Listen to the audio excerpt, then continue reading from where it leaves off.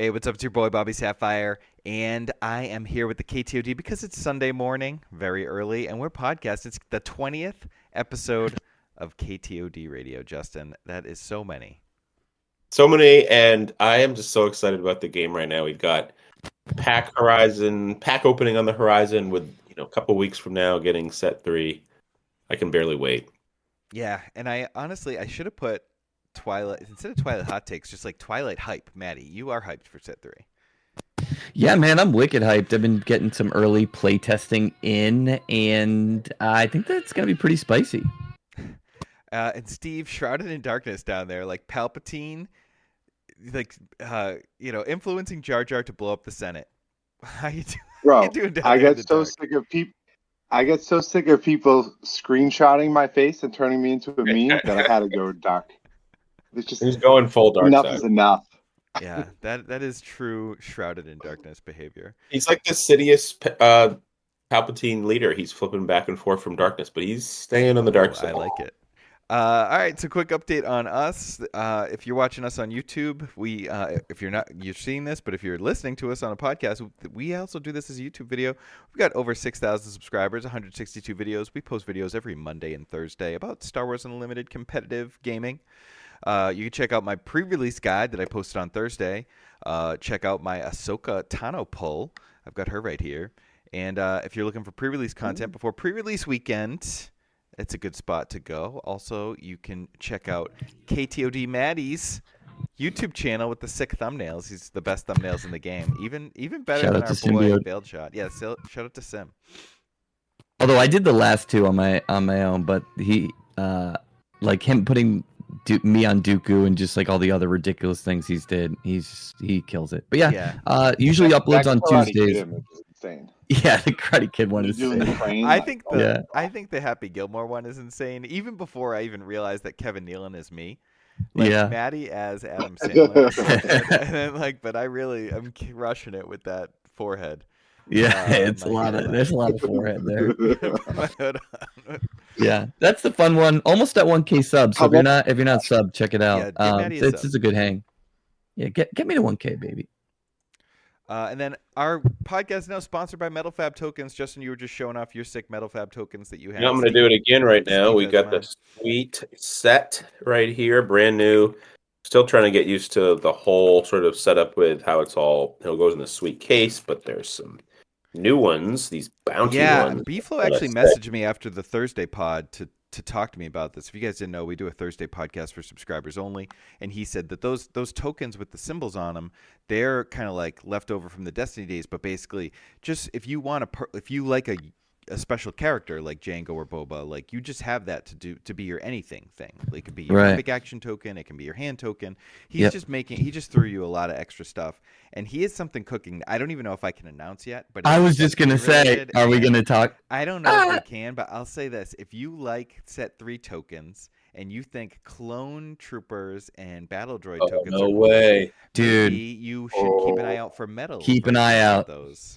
There is a problem with the metal This is the fab first stuff. I'm hearing this. Yeah, it's too nice. Well, no, it's like it makes you a worse player because you're just like always wanting to claim. It's just like, Yeah. You just want to play with your cool stuff. Yeah. I keep it in my deck box, but I have a Confederation of Independent Starships one of these that he sent me, and it's like my favorite one. It's purple. It's got the cis symbol. This and I is use it all the father time. and son, which is crazy. Yeah, because is it's cool. Django and Yeah, Boba. man. He kills it. I can't. Yeah. these are The best. stuff for set 3 too is like Every time I use them, people are like, "These are so good," and Steve has mine, so I miss them. I do, but thank you. I appreciate that. Those Actually, other Before we even pink get to ones were Worlds, like driving me nuts. boys, I sent you packages in the mail. Could we get them out? Yeah, what's in Thank here? God. I wasn't sure. What is this? Is this It's a mystery. Halloween I am package? not good with surprises or patience. I don't know what you're talking about. Oh, you didn't get one, Maddie? awkward? Just like an original. Steve, you got one. I got it right here. Well, I got why one. don't you guys open those? You guys got packages? Yeah, you didn't get a package. Yeah, bro. All right, let's find out what's in them though. Hold on. Steve, open yours. Hey, did I get a package? That's gonna go over my real well. autobiography. Oh yeah, Like the kid. package. I don't know if you heard it. I tried to mute as best I could. My kid let's is. It's go, baby. Twilight of the Republic Wait, pack. you have Twilight packs? Yeah. Yes, sir. I sent everyone a pack. Actually, I have. Oh, I Two. don't. Oh no! You got two? I see what I did. Oh, I sent. Oh, did I sent get Justin Maddie's pack? pack? Oh I always no. thought you were the favorite Justin, but Oh, now well. I'm glad the proof is finally out there. Oh man, All right, well, we're gonna open wait, these live wait. on camera. Justin, you should denominate one pack that's for me then. No, I'm good. So wait, are these like the cracked out content creator packs? They Is there a are. showcase I in one of hear these? that. I hear that there's a showcase. Nope, I got a Ooh, Ventress. Had a Dooku. Is he rare? Ooh. All right. Well, Yeah. hold on. What do I have over here? I have some OP No packs showcase. from the PQ. Old I access. got I think that's Obi-Wan? I'll New open base. some Oh, that PQ was packs. cool. Some OP packs. Ooh, Steve, I got a foil for the cube probably. Ooh. Nice. Ooh, breaking it. How good a card is that? That's such a cool art. Yeah, I got Pow This City. one's on my- I lose. This one's on This one's on my top 10. Is this Maddie's pack you're opening, Justin? Yeah, the bad ones for me. Hey, I got an IG. I got foil Knight of the Republic, Steve. Oh, I got a foil Rush Clovis. Ooh, That could be so a much huge Russian, so much Yeah. Clovis. card, which actually we've been seeing might Oh, see the some- Defensive Camino. Anyone get a legendary? That's an interesting card. No legends yet. I did. Yes, I did get a legendary. What'd you get? Oh, sick. The Invasion of Christophus. Oh, nice. That's sick. And then I got Hyperspace Mall's Foil. cool. Oh, hyperspace. That's Mall. pretty It's saucy. okay, but it's I a got cool one. I got a Falcon for my my decks. No one cares about OP packs though. Yeah, Maddie, your No. pack wasn't very good. Yeah. You got Yeah. Well, the beauty is you just pick which one sucks. you got a You should have the foil. boys open it there. What was it, Henry? Oh, like man, he Henry would have. opened Henry so would many have. legends. He would have. We would these. There would have been legends. No showcases though. We have yet to open a showcase. No showcase. We're due. We're due. Did you open both packs? Though. That's pretty hot. All right. Next thing I'm hyped about, the Worlds announcement. I still have to get confirmation for you guys, but we have a suite at the Palazzo lined up. I'm pretty hyped about our suite. It looks insane. Vegas, baby. Vegas, We're gonna have baby, to do baby. the Cribs KTOD Cribs edition. Oh no, there will definitely be TikToks coming from that. The Is there going to be a Prodigal Son tiger? returns. Is it going to be like the Hangover, or Maddie's gonna? So guys, I prepared a few words. we have a travel agent in the server, and he was like, "So if we want to look at Caesars, those are the suites where the Hangover happened." And I was like, that's cool. Actually, I do want to know what the price of those were. Yeah. We should definitely do it. Screw it. Just go all out, ball out. Well, Steve Why used to not? live in Vegas and used to play a lot of poker at the Venetian. Yeah, the I've Venetian was my go-to. been to the Venetian. They were the I did first, Venetian. It's nice. This was so I'm so old that they were the first poker room with chargers at the table, like power Whoa. strips, Ah. so you could your Smart. device and play. Yeah. Well, we'll be there. We'll have special stuff for all our subscribers. So if you Yep. want to get on the KTOD train of dominance before then, we definitely, Justin's been cooking up some swag, and we will be doling it out at the. Yeah, I Worlds. can say that the swag that I'm working on, because I am sort of the lead on KTOD swag, so de You're facto. the swag man, swag master. Secret Swag that I'm making for Worlds is my favorite thing. It's my favorite thing we've done. So- Like it'll be something that it's kind of something that like I want, and now I'm like, all right, well, we're gonna give it to everyone. That's the best stuff. That's It's like the- same with yeah. the content. You make the stuff that you want, and other people are gonna want that too, because the energy. That includes the backpack, Yeah, you Mhm. love the backpack. No, and the coins wait, are Backpack is everyone's so getting a sick. backpack? and everyone's not getting backpack. That but would I be- need this matter. We'd be bankrupt if We, everyone. As we was haven't CFO, I seen. am over- We'll probably do a I'm bunch of stuff for vetoing that Worlds, one. but we haven't Yeah. seen whatever Justin's cooking up yet. So I'm Yeah, and excited. it's a Yeah, I'm big excited, surprise. man. All I said to Mike, I said I need a number, and then Yeah, once I'm that worried. number's made, I'm just gonna. He's gonna be he's Mike and Maddie and Steve are gonna open it right when the crew gets the same. You'll get like maybe a day before, but Yeah, maybe I'm maybe getting the mad. podcast before we unveil them to drive Yeah, the hype. make sure that this package gets to me, please. All right, we'll see. yeah. How do you spell KTOD? That's what I make sure. That's All right, it's time to talk about PQs, and the Yeah, PQs baby. this weekend were there were 6 on Saturday, so we're recording this Sunday morning. There are 4 more today, including San Francisco, and I think there's 2 in the USA. But yep. um, San Fran. Good luck to our boy B-Flow. Actually, he's battling today. Oh, all right. You might have magically noticed that PQ Portland changed to Boba Yellow because I realized I didn't update the slide when I got that data. Oops. But we'll see. Because I was about to say, only 3 Bobas win and no Boba Green wins so far on Saturday. But 2 Wow. Red Rays, 2 Ban Boba Ray. Reds. Ban Yeah. Ray. Boba Red actually won both non-American PQs that started the day. Like they're so far ahead, especially Melbourne. They were like basically done when we woke up. Actually, that thing went well into the night. They were saying that it ended at almost midnight Melbourne time. So, but both Boba Red space decks, and then in America we've got a Sabine Green, 2 Ray Reds, and Boba Yellow. And we've got a couple wins from our subscribers, which is pretty hyped. Yeah, shout out to them out. Blake, Green Sabine. Yeah, And, and he's in the tournament prep tier, so like he invested a little more in this season, and it paid Actually, off, and he's that's in the like really cool to playtesting see. tier. We have an entire tier just for people who want to take playtesting more seriously. Yeah, the tournament prep tier is a different tier for those following KTOD tier. Right. Tiers. But there is a tier where people are there to playtest with each other, basically form an internet team. And Blake is part of that, and he took one down. It's pretty hype. Yeah, and he was able to tap into Chrono and Tada. He played their exact 60 from last week. Right. I think actually 59 out of 60, I believe. There might have been like a one change. But it was the Bright Hope no Darksaber list that we found to be reasonable into Green Boba. Not favored, but felt like you had a fighter's chance.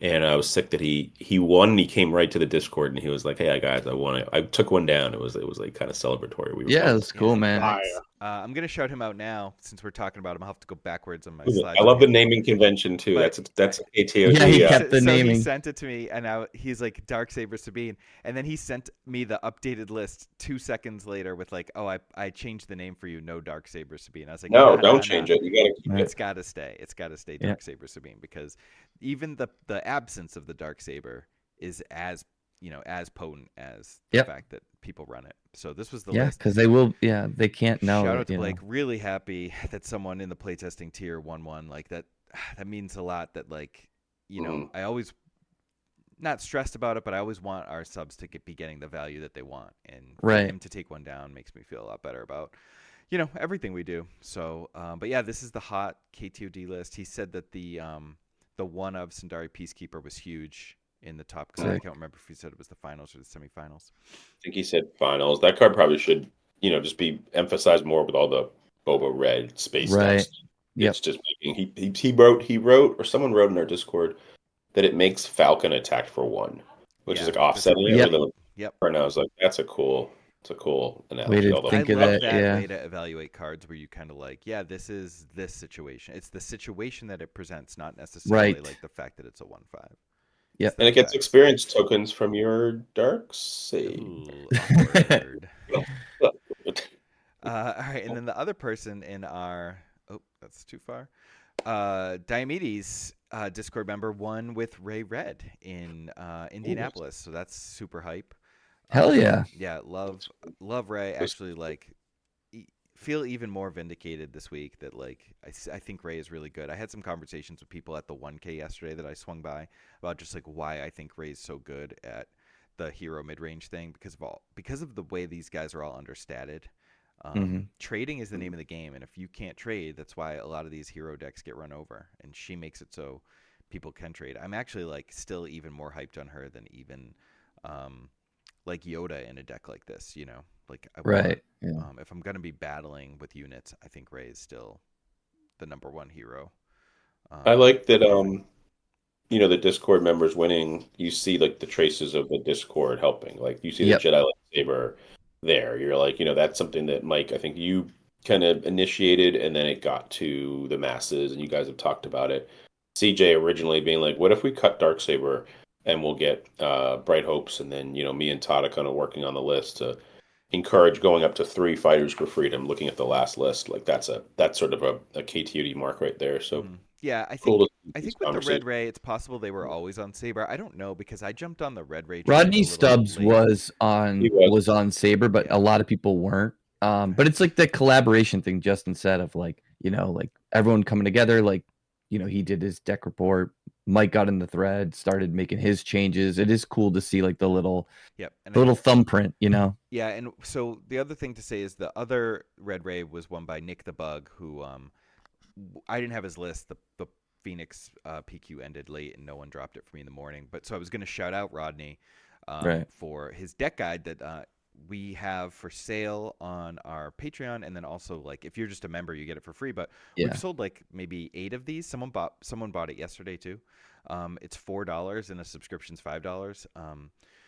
So I think if we went through this, he probably had the lightsaber in from the jump. But I think like some of these decks started at the Forces with me. I mean, they're all over the place. But Yeah. I will say like this thread, the Ray Red thread, over the last couple weeks because of Rodney's guide has really popped off. And then also we've seen, I think this is numbers 4 and 5 Red Ray PQ winners. Right. So it's been pretty awesome seeing the evolution not only of the deck but its place in the meta. Yeah, it's kind of funny. It was like out the gates for set 2, it was like the hotness and everyone kind of played it, and then it kind of went away for a while, and it is funny like between like his success and the deck guide and like the way the meta shifted, all of a sudden it just kind of shot right back up to taking some down. I'll say this: the deck threads are my favorite thing about the Discord, and the new leaders popping in and like set 3, like seeing the things start up, like the Yoda deck thread and the Watt Tembler deck thread and the Quinlan deck thread. I wish 2 of these leaders were a little bit more like recognizable characters, but it's fun to like start brewing and start thinking about like what's good and what's who's the 4-drop villain leader. She's like really low stated, but she's got first strike. Asajj. Like that's one I've been interested in. I'm just like poking in. Like, all right, has anybody got something with her? Like, she's kind of cool. You could put a cunning, you could make her a 7 attack with cunning and first strike. That seems cool. Like, what can we do with these things? So it's fun to see the creative side on it. I love those too, and I love that like we get so pigeonholed. We're working on our thing. We're trying to make our deck work. Sometimes it takes a day. Sometimes it takes a week. But when you're ready to find something new, there's already a thread and there's already people cooking. I remember that's how I felt after Steve kind of like brought the Blu-ray to our attention, and I went back to Ferrando's like OG thread that I hadn't thought about in so long, and just like caught up, and everyone's like, "Hey, welcome!" It's like welcome to our clubhouse. Do you want to like learn all the things we've learned? It's such an awesome part, and actually, like, shout out to Just Jack. He was on the PQ stream with the Bucketheads yesterday in late night, and he was just shouting out the deck threads too, like giving us a shout. And oh, sick! It was really nice to do that. KTOD Cribs. It's like a deck thread. Remember the show? MTV Cribs. Yeah. KTOD deck threads. Call them Cribs. Dude, right. The deck threads are now we can tight. Talk about these Boba Yellow lists. It's interesting to see. Boba Red. Oh, sorry, Boba Red list. Sorry. Interesting to see for me, like what space and what discard these guys go with. Like, only one Bazine here. I would imagine, like, if I was playing Lurking Tie, I would think like Bazine is such an important part. But to also, defend it, like he, the winner here, I didn't get the name, but he's obviously playing the 3/1 drops to just sort of like go insanely aggro on it and not really care about the discard. Well, the big thing here is no Tarkin Town, but still daring raid, and then you're able to go like instead of going Tarkin Town, you're able to play a unit and trade potentially. So like the Stormtrooper could trade with a Battlefield Marine, but if it takes a hit to like an ECL Cassian or something like that against Sabine or a Boba unit or something like that, you could use Daring Raid to finish these things off. So pretty unique take. I remember when we were first looking at this list for pre-Gen Con, we were super high on the Triple Dark decks. I mean, we probably just unfortunately tested way too much into Ray and gave up on them. Right. But we went to 30-point base just because we recognized like that extra 5 buff when you're racing is like so huge. So huge, yeah. Especially if they're at 25, you're just like, yep. Right, yeah. and you're able just to jam in. But this list looks awesome, to be honest. Yeah. Yeah, and I like he's just like splashing like a little bit, and even the Xanadu blood just for like that extra 6 attack is so strong. And so it gives the Boba's armor to do the Boba's armor to be like +8 because it's like you get the 2, but then your Boba's like definitely not going to die, so that's an extra 6. Yep. It's like actually like it can be 6 more because the Boba not dying is like the extra 4 that you would have gotten, and then the extra 2 the next turn, and then the extra 2 the first time. So it's really like +8. And you're still very agile with all the low drops. So like you can you sometimes when you have to kind of go all in on your leader a little bit, it can kind of make things feel clunky. But the way he has the spread in here, like you can still do the Boba's armor and kind of advance your board state as well, which I like, because like you're probably going face, like it's such a good proposition, right? 6, like your leader being like a 12 damage burn spell. Like it's kind of cracked. But you know, Boba does Boba things, and then the space packages is really nice. Yeah, I'm interested to see like if this deck perpetuates and if it runs the Geonosis fighter as like more bounce for Yeah, you know, because then either you have for 5 interaction or while you get rid of developing. yeah, you get rid of a 1-drop that already attacked for a turn and maybe is going to get bricked, but you're gonna get in another arena.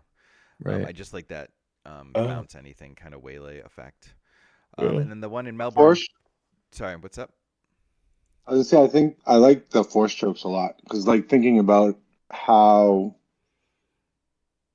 tempo-y that can be when you're space and everyone else is ground, like it's just nice little removal. I think the downside of the draw is kind of mitigated by the fact that you're focusing on space. Yeah, Yeah. and all the space is also really cheap. So like, you know, even those big 6-drops, like a lot of times you're just gonna pop them with triple dark, especially when you need to force choke something. So yeah, I think force choke is such even though it's like in every red deck that there's not a lot of red villain in the meta, and when when a deck can pop off using force choke, it's so strong. The Melbourne winner did go Tarkin Town, and they have no Bazine anywhere in the 60, and they have 3 Wow. Fang Fighters and also a couple sneak attacks here. I like sneak attack because like you get a thing with triple dark, and then like sometimes if you want to do like an early triple dark, you can't like replay it right away. Whereas like you can go like triple dark, you know, play it next turn, sneak attack it, let it die. Especially with Ruthless Raider, you like want it to die anyway. So it just kind of like Dirty facilitates combo. a pretty insane combo, which I like. I think that's pretty sick. This looks good too. I mean, honestly, both lists look really good. Like the Boba Reds it's kind of cool. I don't know if we can take credit for that list. We certainly talked about it early on, and then we just let it die for a while. But it's cool to see that this is definitely like a player in the meta. Yeah, I agree. I think even though like a lot of people discover these lists all at the same time, it's nice that you put this out there as a list that you thought was going to be really good. And We said, did we break it? And I think maybe we broke it like 4 months Yeah, ago. the it's funny, the thumbnail was "We broke SWU," and then like the deck kind of went under the radar till the end of the meta, and then like people kind of rediscovered it, and it's like, oh shit, it's hitting like a ton of events yeah, and like top 8ing, like it's cool. and a lot It's of bad times, against. If I recall, it was bad against like yellow. Right, because all but the then when bugs. it That deck is exactly, down. So Well, this is like really good against green. a healthy game, and I know like people love to crap on the game because of all the boba, but like when you like a deck like this that we knew was good and a lot of people knew was good, sometimes it just needs its weekend, and we talk right, about that from time to exactly. time. But like when the Yeah. weekend pops, it's there, and yeah, bounce does keep a lot of stuff out of the meta. My problem with Boba is only that like he's the best villain leader with every base. Like there's really Yeah. no reason to go a different. Yeah, if you're gonna go More yellow colors, yeah. X, he is the best, and so that I think that's a great point, Mike. Yeah. Like that's the problem is like when he's making it so you're not playing any other one, like that kind of hurts. Yeah, like Jabba or And- CAD yeah. could be good, but Right. they're just not. And if They're you just look not. It's at- like the it's yeah. more Why the would I not percentage play of Boba? like villain lists to Boba than it is like wins to Boba to me. Right. Yeah. Anyway, I don't want to exacerbate a Yeah, yeah. But conversation. the big other three is all hero because I'd say it's Sabine, Han, and then Rey. Right. The other 3 decks that are winning PQs are all hero. Right, and So then Kira is the only other villain list that sort of like pops, and it doesn't have yellow, so it makes sense. Like if you're gonna play blue green control, like Kira probably the best Is the leader ticket. there. Has And then- Kira won a PQ yet? Yeah. Kyle Kraft. One of our subs did it. Oh yeah, Kyle. No Kraft. way, really? Crafton? Yeah, That's Kyle wild. Kraft won. I It was haven't a heard that Kira name in Kira about final. 20 years. Yeah, it was Kira 30 versus Kira ECL, and Kyle Kyle Kraft Kraft. loves qualifying for day 1 of Worlds. That's his move. Yeah, he does. That's and nuts. then we have the Portland PQ winner. Shout out to Loopy for sending me this list. He said he didn't send it to anyone else, but I don't like to squirrel lists away, so I made sure to post pretty it clean. publicly. But yeah, Yeah, we don't squirrel.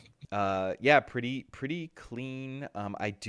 This has a lot of the things that I was doing. I love one of the things that I wanted to do with my list was like go space. He's got the lurking phantoms in the board, but what I wanted to say is I like the 3 Boba, 3 Toro.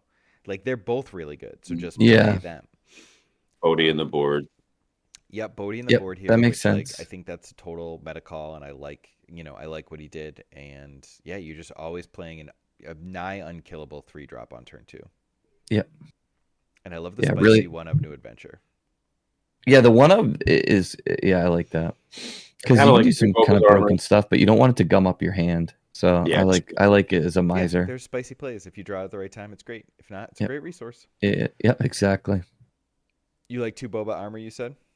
I like 3 just because I think the card's just like Busted. Not tracked, yeah. busted when it happens, and I like cards like that. I'll talk about that a little bit later, but Yeah, I don't really see anything I would take out. The deck looks great. We see a lot of lists kind of go like either 3 hotshot or 2 armor, Yeah. or the other way around. And I agree. I like 2 hotshot, 3 armor, but it kind of doesn't really matter if you like hotshot and you're winning games with hotshot Toro. Like, you should keep doing that.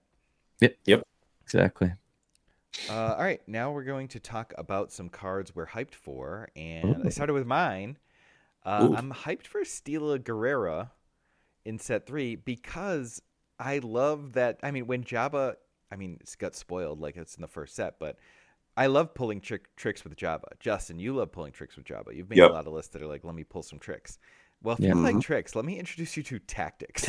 Tactics are flippin' insane. And what I love about Stila Guerrera is a lot of times control decks struggle to have a unit that actually advances their game plan. And what a control deck wants to do is outvalue you.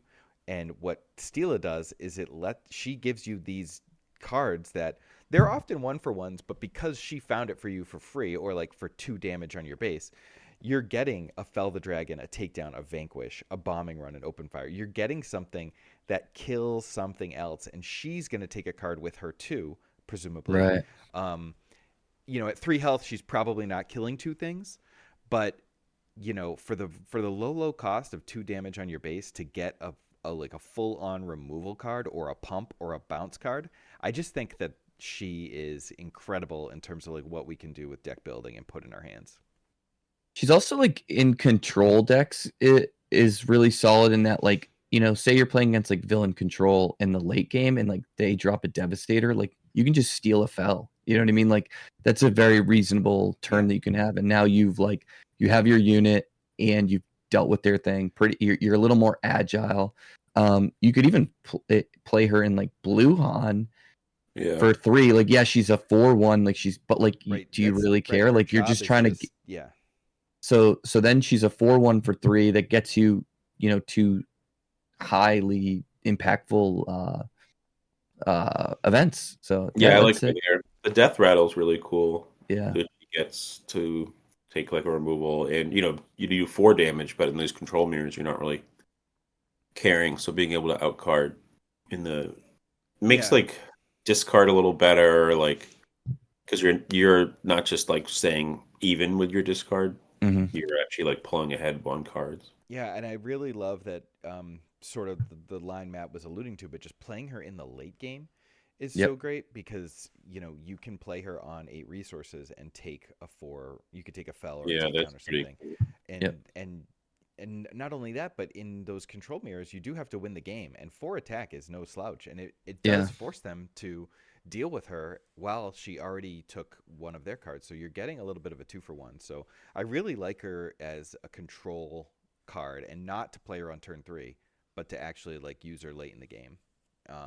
You can obviously play her on turn 3 if you don't have anything else to do and you want to build a board, and then be able to sit behind these. But I agree about Matt's point about Han too. It's just like getting her for even cheaper. A 4/1 that does that, because like seeing all this space. Sister. Yeah, that's cool. Like, what if you just like play her on turn 2 in Blue Han? Like, what do they do? Dude, and there's some other, I don't think I see it here. There's another tactic that would go in the sideboard, which is Disruptive Burst, give each enemy -1/-1 till the end of the phase. So like now we're talking about fringe sideboard cards too, of like she can pull that against like a token deck. Yeah. So pretty sick. Great. I'm now looking through all the tactics too. Don't worry, I'm still here. But like, and another thing I just wanted to bring up really quick was like we just saw those space decks pop up, right? Like Mike shows, like she make an opening for the TIE Phantom that's not going anywhere. That card's insane. So like, and there are I think it's a great call out, Mike. And one I just pulled out a couple, but like there's tons of tactics. Yeah. pillage is a tactic. So like, Oh, it is. there you go. Yeah. So like in Han, you could go like turn 2, steal a Guerrera, and then they like you pull the pillage, and they're just like, Yeah. what do I Even do just here? having it, they Yeah, but then you donkey pillaging on turn 3. No, but No, you you don't have to. You because just you could even force their resource play, it. Yeah. You just fuck with them. I should say this is the segment where we talk about things we're hyped about for Twilight of the Republic. Yeah. I think I kind of glazed over that. That's one okay. of the things I'm Bombing hyped run. for is this insane Twilight of the Republic Ooh. mat. I have Dude, high the mat. ground. The mat is so sick. Yeah, the mat's Oh, fire. You should just see the entire pod from behind the mat. we have a sick thumbnail with that art that I need to collaborate with you on a video. Yeah. But I have it, and I just don't know what that video is going to be. Sometimes you do the thumbnail before the video. Dude, yeah, there's a lot of good tactics, man. All right, Cool. next guy I want to talk about is Quinlan. Justin, you're on mute. I don't know if you know that you're on mute or not, but Quinlan is a leader that I'm pretty hyped about. I think that flipping on 5 for a 3/7 alone, just 7 HP flip on 5 resources, is busted. If he was blank, I would still be talking about him. Yeah. What he does is sort of the thing that, Maddie, you were doing with Boba 2, which is just like trade up, like be able to attack for +1 when you come in with an ambush unit, and he lets you kind of do that and kill the things that have been problematic. Think about the guys that are so hard to kill. A Sabine right when she flips, a Tech, a Boba right when he flips, a leader, just like always having the guys that have bigger booties at that stat level. With the right ambush unit, Quinlan takes them out and can play at parity, and he's really hard to kill too. So yeah, I love a leader like this, man. I think that's not a good lightsaber on call. him. He's also and like he can wear yellow. equipment well. Yellow white is like a color combination that yellow hero, cunning hero is a color combination that's very strong and also has like really strong cards coming out in set 3 with it. There's about like 5 or 6 cards like Plo and Clear the Field and R2. There's a whole Ahsoka. There's a whole bunch of those cards that are really great. I agree. I think the 5 cost 7 booty's huge. His I'm not sure everyone knows who he is. I think if he was like an Obi, he'd be more of a centerpiece of like the marketing for this set. It is sort of off a to great this point, side. Joe. It's I have no weird. clue who he is. Yeah, I wish He's like probably going to be one of the best leaders in this set, and this is such a nitpick, but it is true. Like you could have given that to someone with a little more recognition. Obi Force Jedi Republic, like it's the same traits. Cunning, like Obi-Wan was very cunning. He wasn't just like a blue card. It would have been awesome if this was just Obi, like just if they had just swapped these two. Yeah, and I think they did Quinlan because Quinlan has like basically dates Ventress in the books, like they're together sort of, but it's like tumultuous because of the light versus dark thing. He's a cool like character because he was a background character in episode 1. Phantom Menace. Just made Phantom Menace, and they just made a character out of him, like basically out of like saying that's a cool looking guy in the background, which like I can appreciate, but also like agreed. Like if you're gonna make the best stats that we can get, can you put it on someone cool? And the other thing, Justin's like, they are getting all those awesome yellow cards. There have been other great yellow hero cards. What there hasn't been is an even remotely playable yellow hero leader for the most part. So like finally get one, and it's I think just want to go back to one. Yeah, Han 1, but yeah. All right. So Han 1 is a play. Yeah. All right. I take that back. But he is not. He's a very different. He's a little different. Right. He's Han also 1's sick, but there is like there's an inherent deck style with that like if you don't want to play that style of like this kind of risk reward, like losing cards to gain advantage, like then you're kind of locked out. Like you're not going to play Jin Urso. So like to Mike's point, like there is Han and he is sick, but he is like a very linear style. And if you wanted to play like something else, you're kind of like out of luck. Yeah, and he's. I just want to go back to one of Mike's other points that he just said right now. He's like, Quinlan is getting this prominent role because he dates Ventress, which in my mind, like Ventress somehow has pull with FFG, and she's like, "That's my boyfriend." Put him on a good. It's like, what exactly does that mean? I guess like, if everyone loves Ventress, and a lot of people do, like it makes sense. Like satisfy the horde, the Ventress horde. My boyfriend put him on a good one. So those were my cards I was hyped for, and then the hype that you guys have been saying, like Maddie gave me these, which I thought would be a nice feed in for Yellow Quinlan white. because Right. these are great cards to play in Quinlan. So Maddie, why are you Right. hyped about these? Yeah, so I've been testing a lot of Quinlan. I think he's really solid. I think that there's a couple good versions, like obviously like Tarkentown pairs well with him, but like just ECL. And so like you can ECL in Sabine, and a big problem with like, when you're making that move, like taking that 5 health and like ECLing something that's not like going to end the game like a Reg or something, it can get kind of traded back really easily.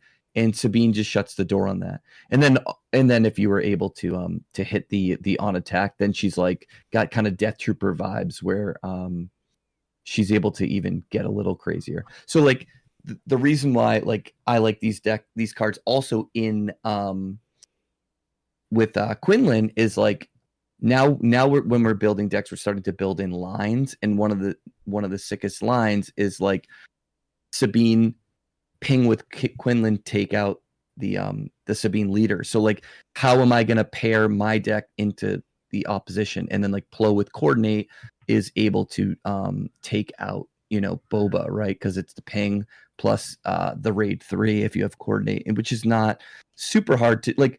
It's not the easiest thing in the world, but it's still very doable, especially when you deploy your leader on 5 as Right, well. I was just about to say that. You get your leader, and you got cards like R2 that just stick around. So Yep, all you need exactly. is one unit and your leader not to die on instantly. Yep. Up into 5. So that seems really Yeah, and reasonable. the 7 Yeah. really is what makes that possible. And like the thing being that able to go to 7 on 5 is resource insane. attack and 5 on a 4 resource attack is really hard to find in this game. I 100% agree.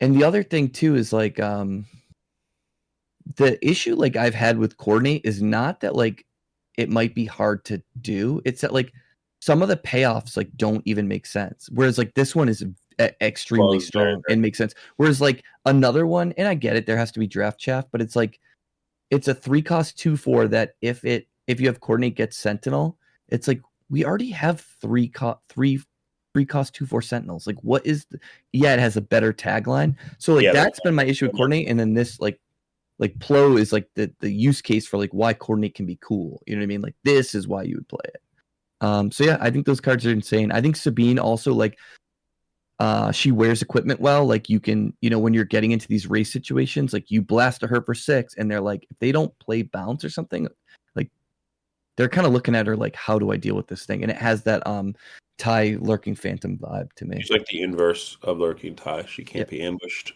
She can be removed with a spell. Right. And waylay is just for everyone. Yeah. Yeah. Got to be playing your waylays. Any thoughts on these, Steve? No, I dig it. I think they covered a lot of the base. I'll be really interesting to see if people can build a equipment type base deck around Sabine, similar to like you guys are talking about TIE Phantom, and just like smashing in or like pumping her up really big. Yeah, there's that new card too that you can slam on people to make it so they can't be bounced, which is cool. One thing I'll say about like Plo and Quinlan is an interesting line that's going to come up like strategically is like Quinlan flipping versus not flipping to activate Plo, and then like killing Quinlan, which would then make Plo like kind of really bad. Like imagine if Boba has like a 4 attack unit out or something like that, and you're thinking like, okay, I'm gonna get my Plo to kill him on sight, and they like surprise strike or something like that. Yeah. I can see that being a thing of like stopping that for a turn because your whole deck is designed to be like exactly get Gamos them. are coming back, baby. Yeah, exactly. This is why Camo we would love be. Gamos. It's just like Yeah. they kill 7 Sentinel. They kill 7. Rush they have Clovis Sentinel to can stop be this kind of stuff. attacking and doing some stuff. Ooh, Rush. Clovis attacks for 5, baby. Blast him. Love to see it. And then here's one of Justin's that is also yellow, also works really well with Quinlan because he's so hard to kill right when he flips. You do have an opportunity to pull something with one of his traits, which, Jedi is a good one. Justin, what were you thinking when you've been brewing with this? Yeah, so basically my big sort of aha moment with this card was that I soured on it a lot when I was like, okay, it's going to go with the leader, it's going to go with a Jabba, and then I'm going to play like a 8-drop early or a 7-drop early. I'm actually really excited about playing it on turn 2. And sometimes. So this is what I think of this card is that the majority of the time it's not going to be that great. But if you're able to go 2-drop, let's say in Boba is the most obvious. You theme it off of Underworld. You play all turn 1 plays that are Underworld, but 13 or something, you up it a little bit. And then because you want all these 5-drops like Zuckuss and Bosk and Syndicate lackeys, when you draw this card paired with any of the 5-drops, which you're going to have a bunch of, you'll have at least 9 in your deck. You just get to play a 5-drop on turn 2. So like basically you get to do 2 resupplies for a short period of time. Mm-hmm. And like the games where you just, especially Zuckuss on turn 2, just seem like you just are going to, that's just like such a broken thing. Going back to Magic where you're able to like play a Black Lotus, like you're not, mana ramping, but you're playing it like one thing, and it's just like awesome ritual out there. That's going to be like something like, you think like Affinity gets to do all this stuff early.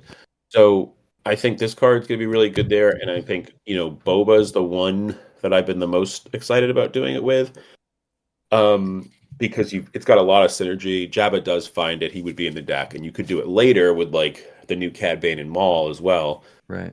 So it's not totally dead, but like I think you just have to embrace like you're playing a 47 card deck where 1 out of every 6 or 7 games you're just going to draw this little mini combo on turn 2, and you're going to do something really broken, and then it might have other aspects. The other side of it is I think I like it in I do like it in decks with R2 that have a lot of Republic.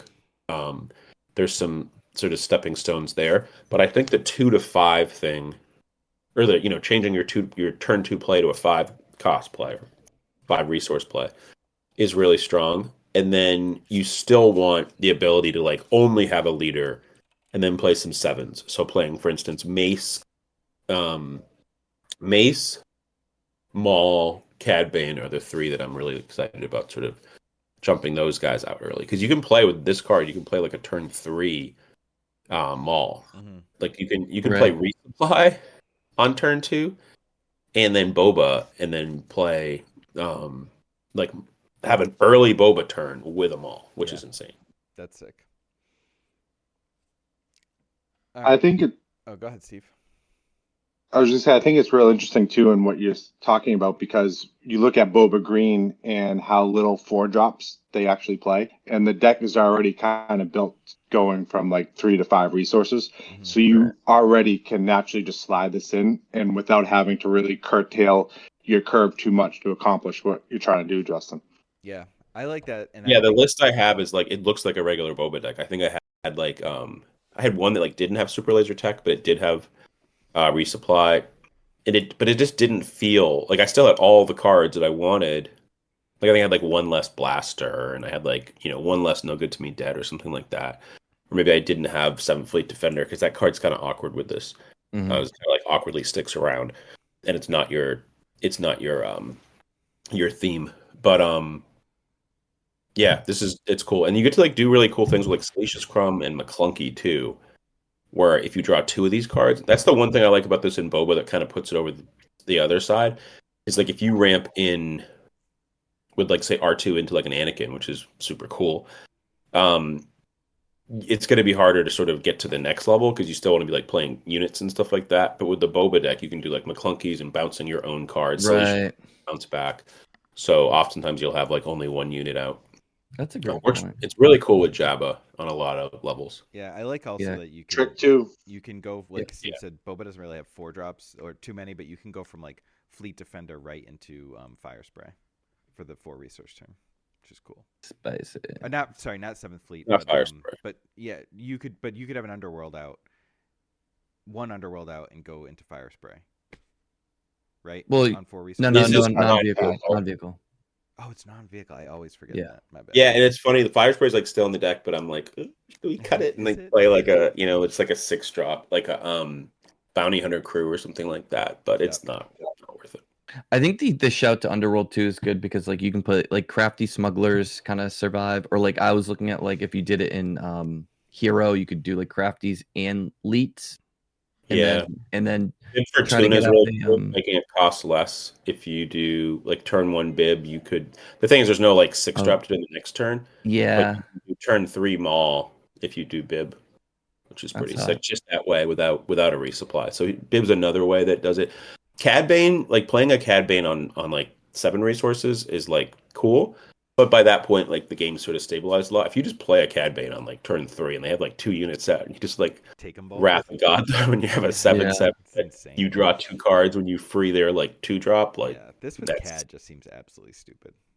yeah, I'm super excited about just playing this, and I think the big thing embracing it, like, yeah, you draw it later in the game. It's like drawing a resupply when you've already used resupply or laser tech terrain. You just resource it and you just embrace it. You're not trying to do weird things. You're not like trying to kill your own units or McClunky like a Bosk because just just still play the game. Don't spin your wheels trying to make it yeah. mad. But you know what's a cool thing is playing Zuckuss on turn 2 and then just playing a Forlom is pretty sick. That's Like great. Zuckuss, Yeah. Oh, right. Forlom is cool. Like Second. they're looking at figuring out ways to do something, and you're just like, okay, now he's a 7/7, and I attack with his 5/5. Yeah, you follow it. You do it like the opposite way. That's cool. Right. All right, next card is Maddie, another one of yours, Hu Yang. Yeah, Jedi. I What? freaking love. I love Hu Yang, man. Like I like that. You know, he can go in villainy or hero, and he's like a little, like kind of like a fleet, not a wing leader. You know, he's like this 3 cost +2/+2, where that has to be dealt with. You know, it's gonna let your guys trade up. Like I love that about this game. Like when your 2-drop can effectively take out their second turn play, their 3 resource play. That's going to leave you in good shape. Pairs with some of the coordinate cards. And then like I was looking at some crazy like Kira lines with like the shielded Hylabons. Like you shield a Hylabon on turn 1, then you play Hu Yang the second turn, and now you're just cooking. Yeah. Oh, that's Yeah. So yeah, like I know people are taking out Hylabon to try things, but I'm like, well, actually, I think he could even be better now with this Hu Yang thing. So there's a lot of applications.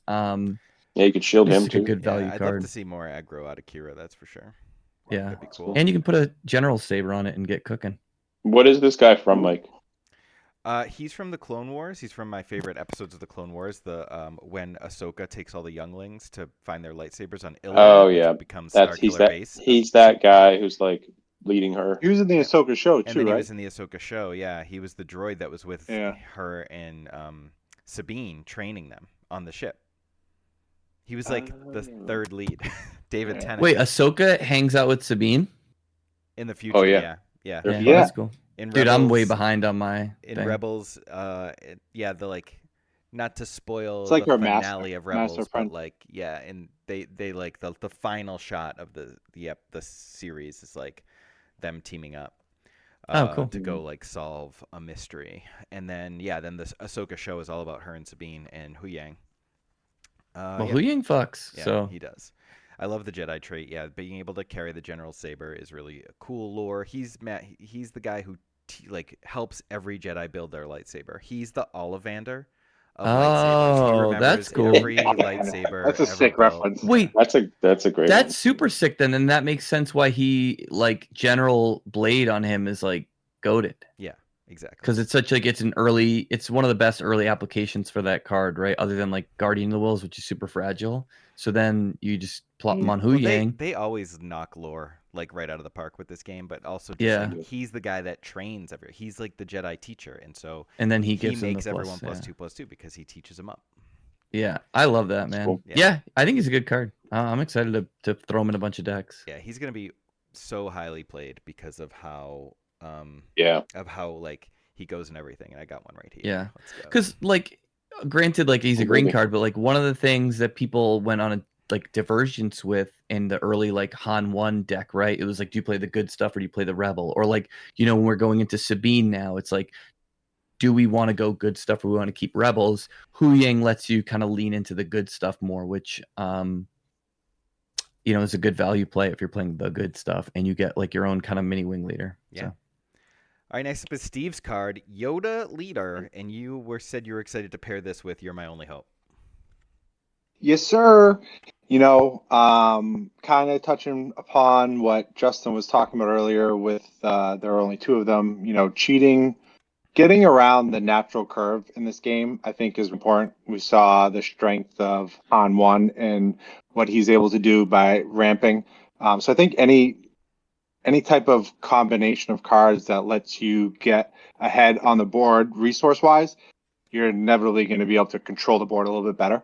So I really like the Yoda leader in the set. I mean, little dumpy that he's a 7 deploy because it's so late in the game, but I think his ability is really strong. And pairing that ability with You're My Only Hope, I think can be absolutely bonkers. I've been working on a red-blue list right now where the goal is trying to get Poe out on turn 2. So through your 3-resource turn, if your 2-drop trades with their 2-drop or dies to their 2-drop or kills it or whatever, on your turn, you get to activate Yoda's ability.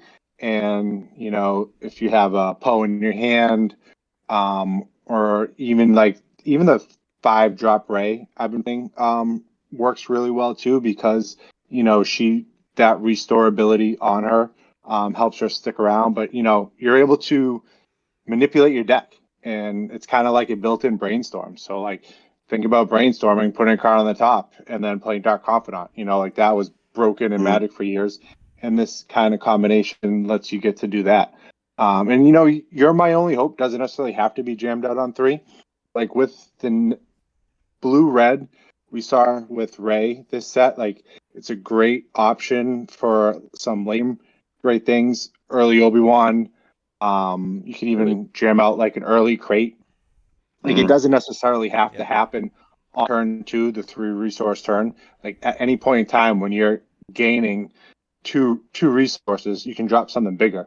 And it seems in testing so far, I mean, I'm not hitting it always on turn 2, but I am consistently being able to cheat things out with You're My Only Hope because of Yoda's ability. That's sick. Yeah, and because we focus and constructed on cards that have insane enter the play abilities like Luke, even Ambush, like Mace Windu, there are a lot of guys, you can use this just to play a guy that's going to take over the game immediately.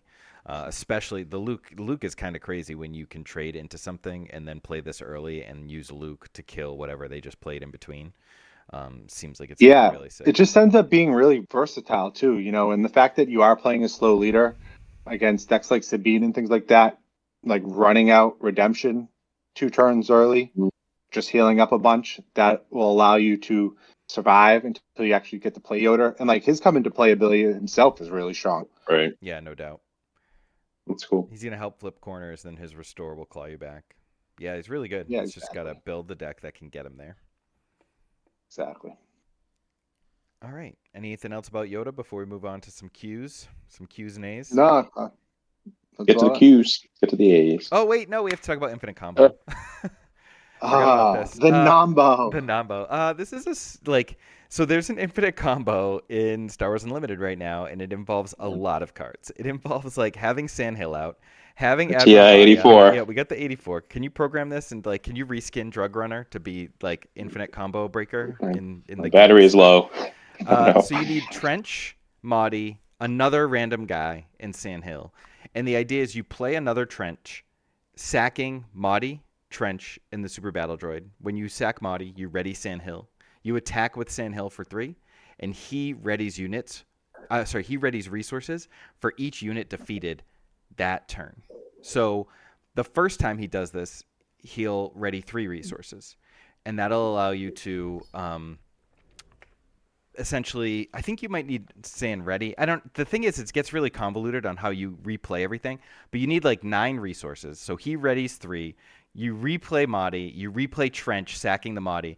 And but the key is, once you do this twice, Sand then untaps your whole resource row. So then you can just keep sacking Trench and Maudie to get Trench and Maudie back and replay them. But the key is getting Sand to untap your whole row. That's sort of the trick. And there's some other ways to do this, because we can use Clone to find other pieces of the puzzle. Especially the extra Trench. We can use the Reanimator card now that plays a card ready. I forget the name of that card off the top of my head. I had it up earlier. To get a piece of the puzzle in here, possibly from the discard pile if someone tries to disrupt it. It does go off really, really late in the game because of how many resources you need. But one thing that I haven't explored, and it's just going to take some time, is how early you can do it by sacking other things like battle droids or whatever it is to just get that Sand Hill untap, the resource readying online fastest. So how do you actually win? You attack with Sand Hill infinite times. until they could be at Gotcha. 10,000 and you just get to do Because it. he's right. Yeah. Because he's Yeah, readying, and then he's readying all your resources, and you need 2 trenches and a Mahdi, and like to start with, you just need any other guy, so that when San attacks that first time, he readies 3, and you can do it again. The issue I would see with this combo is it looks great, but how do you beat General Grievous with 4 lightsabers? Because you've got 4 units here, and they're all going to be defeated Yeah, well, you figured by out the my clone by art. my combo. There's a lot of the thing is it happens so late in the game. It's so disruptible. The important thing to note, I'm not saying like this is going to go win anything, but the important thing to note is that now we have the pieces possible.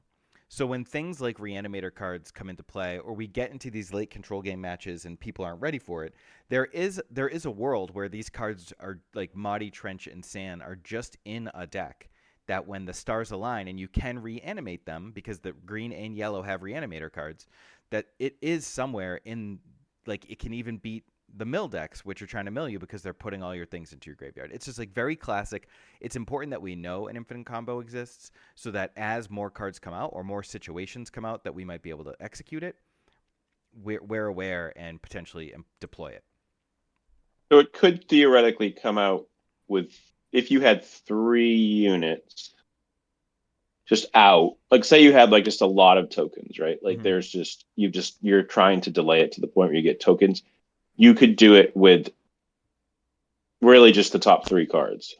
Like you would always have it because you could just play Mahdi for 2, and then you could even like start with it. The key is you need to loop trenches. So like when you play a trench, he dies and then he immediately gets himself back. But you can do that with clone too. All you need is those top 3 cards. Yeah, but you need 2 trenches. He can't exploit. He can exploit himself when you play him. But he needs to be in the graveyard to get back with Trench. I see. That's why I'm clone, lost. That's why clone. But that's works. okay. It's okay. You need to loop your trenches so you always have one in play, and that one is returning the other one that just died. Yeah, that seems hard to be based on like the 2 copies type thing. Obviously, like the clone thing's nice, And but the that reanimator seems cards. tricky. The reanimator cards also get it popping. It no doubt it's tricky. I don't expect this to win very many games, if any games at all. But what I want people to know is that it exists. It's a thing that exists. And honestly, it's all subterfuge. There's people with bigger combo brains than I, for sure. Yeah. That will probably crack this a little bit better. But I think that all the pieces are there, and I wanted to shout it out That's cool. on the pod. Now we can talk about listener questions. Matt, are you talking? Because I think you're muted. Yeah, sorry. I muted my mic. That's fine. I had said the clones, and then the other thing I was going to say really quick was it's important to have those things in the game, even if they're convoluted, for the points you said, but also, like, I just think of, like, growing up playing Magic, like, kids around the kitchen table, like, someone wants to have a combo deck. Like, I think that's healthy, even if it's kind of stupid just for, like, or inefficient just for the validity of the game. I think those things need to exist. This could end up being like Twin Suns broken viable? Twin Suns. Yeah, that's who knows? Yeah. But it's cool. Out there, and it's something that the game didn't have and now has. So it's pretty sweet. Yeah. All right, we have 1,191 paid subscribers right now. Dang. Absolutely crazy. It's been fluctuating around the high 1,100s. Not quite cracking 1,200 yet, but welcome to the new crew. Were we up 99 in 2 weeks? No, I don't know what the plus is. It's just kind of like random. It's like a trending. That's just copy and pasted right from the thing. But there's no way to edit that out. All right, so Adam G, one of our locals, he has a question about motivation. PQ season is upon us. It's technically almost over. And with that, some players may be putting up results they're not satisfied with, leading to frustration, other sorts of feelings about themselves in the game. You ever hit a negative slump, losing motivation, not having fun, etc.? Playing either SWU or past card games, so what have you found is a good method to rekindle your interest in the game? I'll start. I wear my lucky boxers. Steve's got a wardrobe thing. I think it's just embracing that it's very natural to feel this way, no matter what level of success you're having or staging. If you're like a 20-year vet or a first-year vet, you're probably going to feel like, oh, man, I'm just not good enough at some point. Get frustrated at your results. I think the one thing you have to do is just embrace the addiction, knowing that, like, leaving is just really, really hard. And, like, you're probably going to want to, like, if you say, I'm done with this, right? You said, I can't win, I'm done. Like, Are you though? In a month from now, you're probably going to be like checking in at the spoiler season and be like, "Oh, this deck looks cool. Maybe I'll bring it with my friends." And so sort of understanding that a lot of us are just ingrained card players, and then embracing the fact that like really really good players can win a tournament and then not do so well. And that's just a thing. Like Mike, you've been winning every tournament you went to, and you top aided the first PQ to PQ, and then you just got 2 bad matchups last time. Yep, right to O2. So I don't think you just embracing this as a normal thing. Like this isn't you, it's like self doubts, but like this is the thing that we've all done. Mhm. I remember sort of history lesson in 2001. I remember thinking with Mike over Christmas break, I was like, why aren't we good at this? Like, why aren't we winning? And that was right before the KTOD started. It was like three months before, and we just sort of looked at it and just revamped our own processes. We like took down some norms that we had. We were like, what if you just play in the game we played, like, what if you just play like way less characters, which were the units in that game? And then we had some success. We had a tremendous success trying new stuff and didn't lose many tournaments that year. So I think one sort of extra thing is just revamp, like do things you're not comfortable doing. You know what I mean? That's the thing I would say. The other thing I was gonna say is like, did you get any of my like background or no? It's okay. Yeah. That's why we're laughing. Yeah. Okay. You see Tracy being like, Right. yeah. Okay. That's amazing. That's Yeah, amazing. well, It all The makes sacrifices sense now, we're man. It all making for the makes sense. KTOD Yeah. content. I like that you also like threw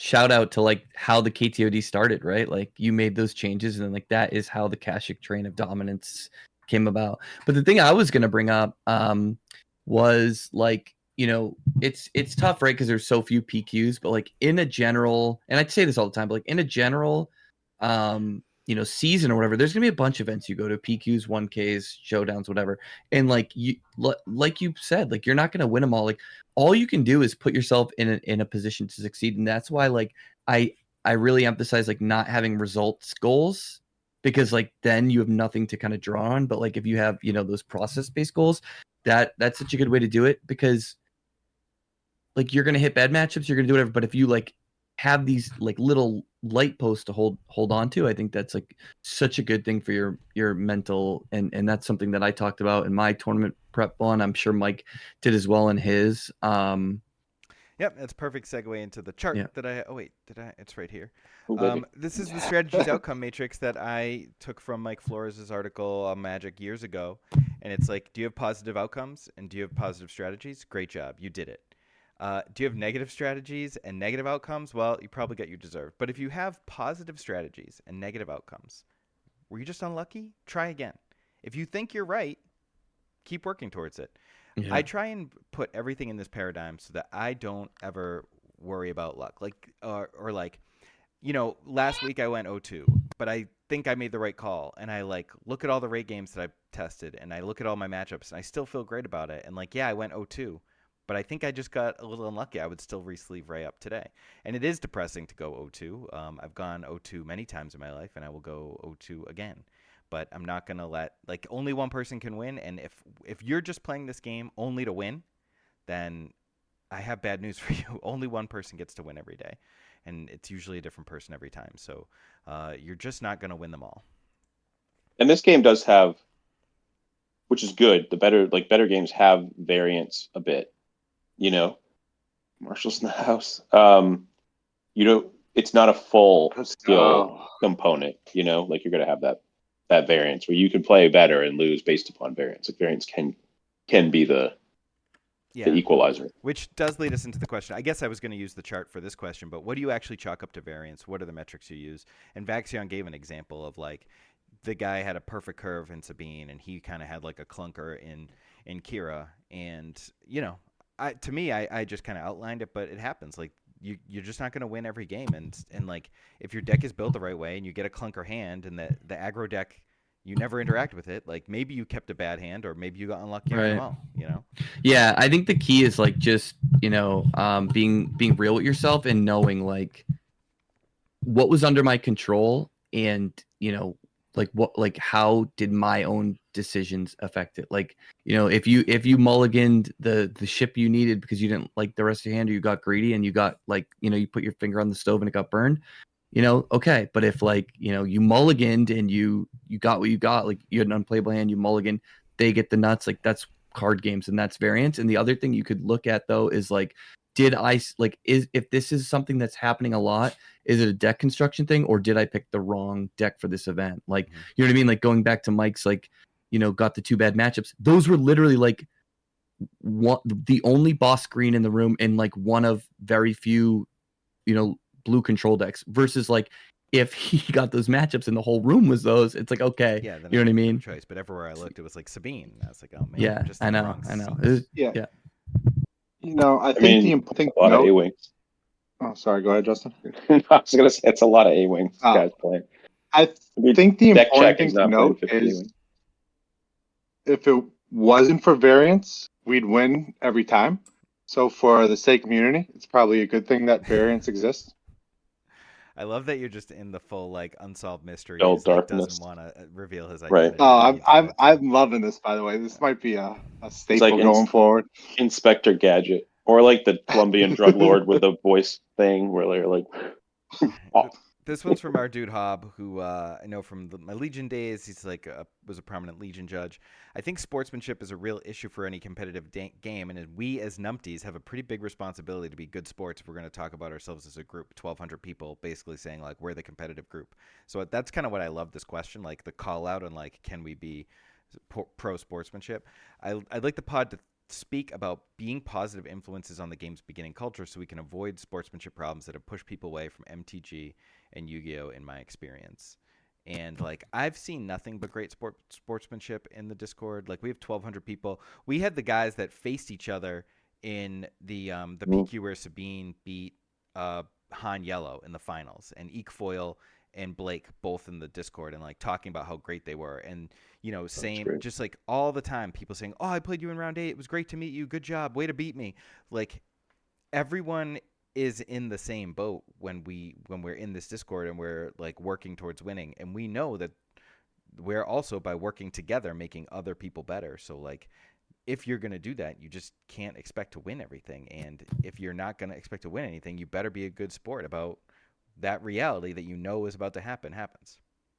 I want to jump in quick before my son starts talking. I gotta mute.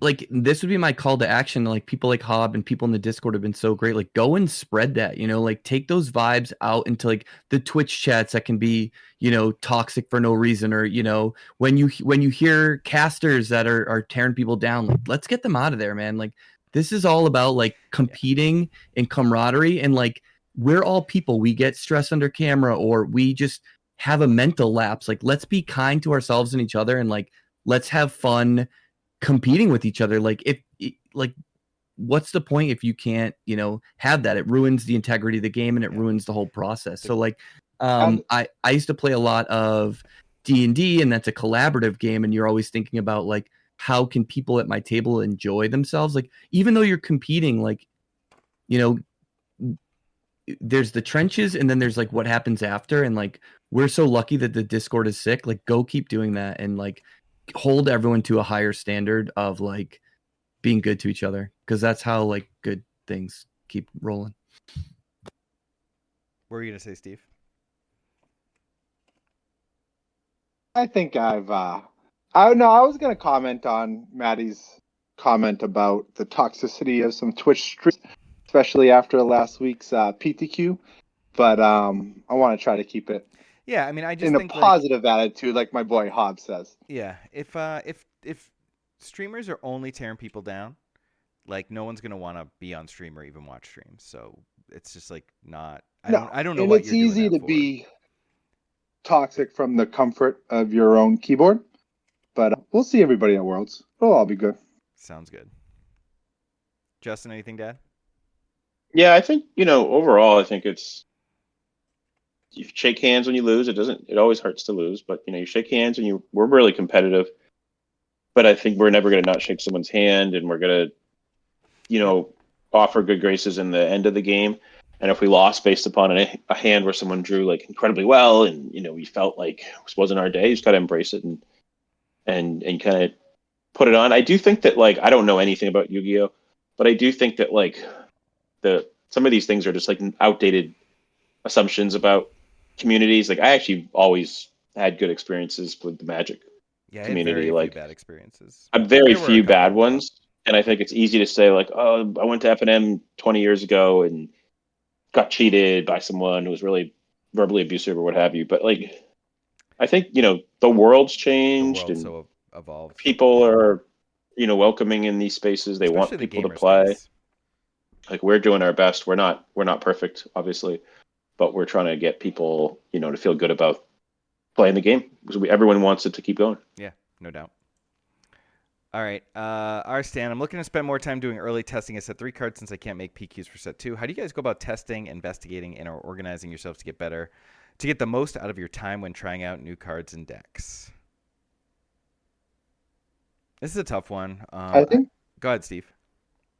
I was gonna say, I think the system you've kind of that Mike has kind of employed or took the lead on within our own testing Discord threads has been really well. Like the fact that we all have like dedicated channels for specific things that each of us are working on. That way, anybody can pop in and out whenever they want, and it's like very similar to all of the deck threads that are in the public Discord. We kind of mirror that in a sense within our own group and some ideas that each of us want to work on personally. But I think the fact that there's a space to collaborate is just like huge. Yeah, and carrying on with that is, you can't do all the work. So like being open-minded and being willing to go into those other threads and listen to what other people are saying and like take them at their word and say like, okay, I'm going to start here. You already kind of eliminated these things. I'm going to take you at your word and go forward from there. And if that's not working, I'll probably loop back to these things that you cut. But I think like keeping an open mind and trusting the people in the community that have been putting in work is a good way to get ahead. Yeah, I think in terms of the spoiler season too, like you can look at some cards and recognize like where that they actually have some potential, and there's some cards like it's not like it's 200 cards and every card needs to be vetted the same way. And that like if you go at leaders, like we've identified Quinlan as being something.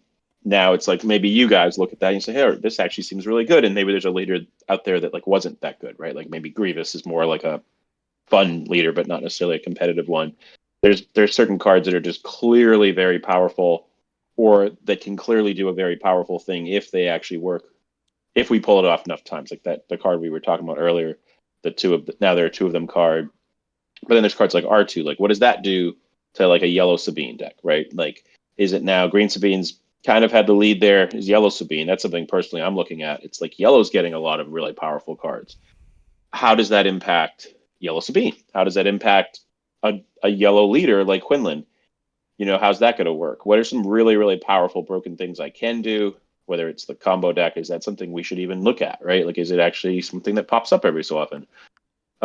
Is it a 47 card deck in Mahdi, right? Is it just an exploit deck? And I just have Mahdi, so if I draw him, I can just kind of go off. So like understanding that and having fun exploring things is really good. And then also just like recognizing that sometimes things don't work. Like you try and it's like, oh man, that really wasn't good. I posted in our threads like I really like Ray Yellow, like Delver bounce things, and it just wasn't as good as the Han deck that does that. So don't be afraid to get roadblocked.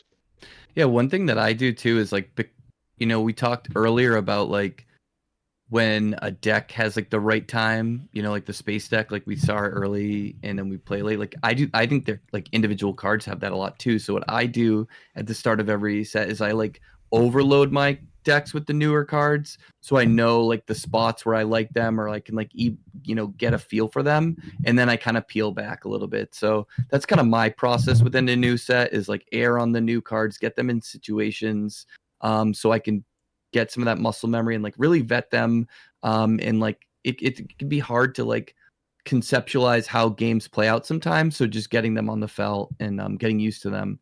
So like I'm building like Hantu Blue and I have like Kiamundi in there. Like is he gonna make it? Probably not. It's probably just Poe, but like I'm gonna try him first. Marshall Marshall likes that idea.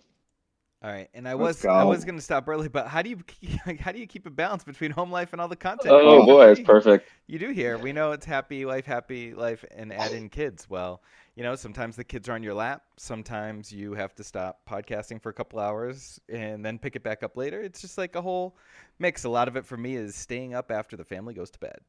Well, I think we're seeing this is the first time we haven't done a podcast at like 5 a.m. in a while, and we're seeing some of the residual impact there of like, back to 5 a.m. back to 5 a.m. next week. Yeah. Oh boy. Cool. Yeah. Yeah, the balance is Good tough, point. but I mean, you guys, we have such a great community, and everyone seems so appreciative of what we do. I'll be honest with you. At first, when people would come up to me at tournaments and be like, "Oh, thank you for the content you put out," I was like, "This is really weird," but like that's what keeps us going, Yeah, no doubt. Sleep when you're dead. Yep. Exactly. That's how I feel about it. Don't say exactly, Steve. You go to bed at 7:30. Maddie, you can't say anything either. Yeah, but I get up at like. Hey, I was up You guys might dancing be at a doing the wedding late night till stuff, but I do the early 12. stuff. Well, I do the early stuff too. Hang up here. I'm gonna AKA go sleep when you're dead. Edit the podcast, cut the video for tomorrow, maybe make another video, Take a maybe do nap. some live streaming, and then I'm gonna show up late to my nephew's birthday parties. And then I gotta go to a memorial service, and I'll come home and probably finally play some set 3, maybe, if I have any energy left. But yeah. All I right. gotta go do projects around the house all day. There it is. Guys, we did 20 pods. That's crazy. Yeah, number That's 20. wild. And it's like bi-weekly, you know what I mean? So it's like, Yeah, 40 wow. weeks. 40 weeks you've been doing it? Yep. Yep. That's crazy. All right. We got to get that live pod coming up. Yeah, soon, we'll though. do a live one at some point. Yeah. It has to be a good number, like 50 or 100. Oh, 100. Holy shit. Yeah. That's see. okay. All right. Well, Anyway. thanks for watching or listening. We'll check you next time. Peace.